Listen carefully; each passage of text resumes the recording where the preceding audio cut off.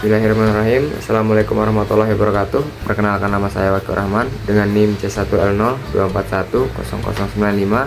Saya dari Prodi Kehutanan, Fakultas Pertanian Universitas Mataram. Di sini saya akan membuat tugas akhir bahasa Indonesia, yaitu analisis kesalahan berbahasa pada papan iklan atau banner dengan dosen pengampuh, yaitu Dr. Irma Setiawan, SPD, MPD. Oke, di sini langsung saja. Yang pertama ada airy rooms, dimana dalam penulisan bahasa Indonesia kalimat harus diawali dengan huruf kapital pada kata pertamanya, kecuali dalam penulisan tertentu atau gaya penulisan informal tertentu. Jika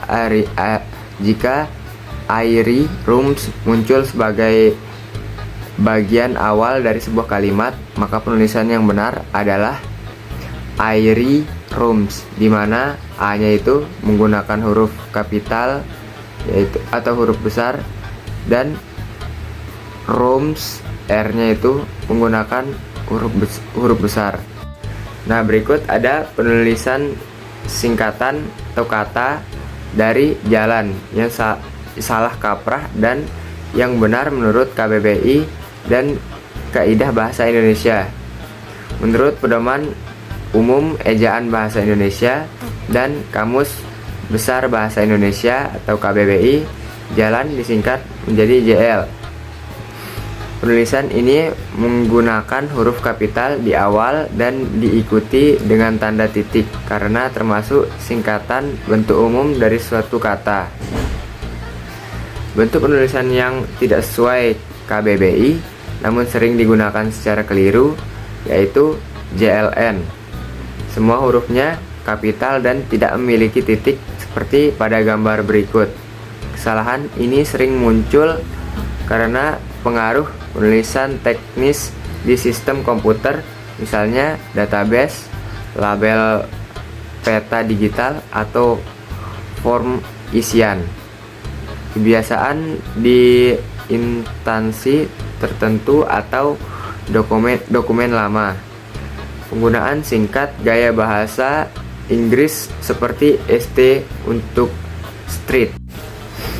Yang ketiga, ada penulisan kata kos yang sering digunakan secara keliru, dan bentuk yang benar menurut KBBI yaitu dengan KOS, tidak menggunakan KOST.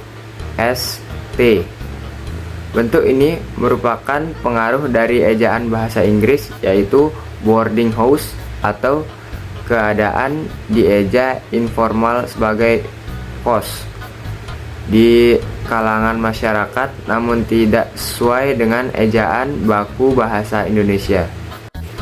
Nah, yang berikutnya itu ada dari kata fotokopi. Kata fotokopi juga termasuk salah satu kata yang sering ditulis salah dalam bahasa Indonesia.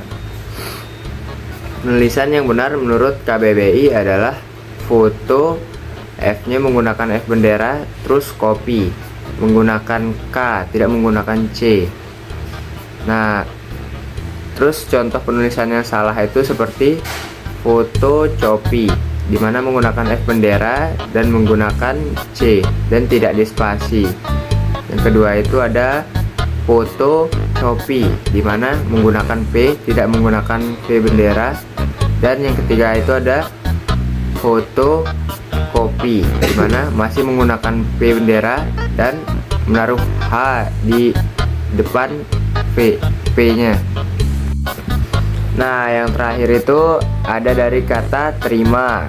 Kesalahan penggunaan kata terima yang seharusnya menerima sering terjadi dalam penulisan kata atau percakapan sehari-hari, terutama dalam kalimat aktif.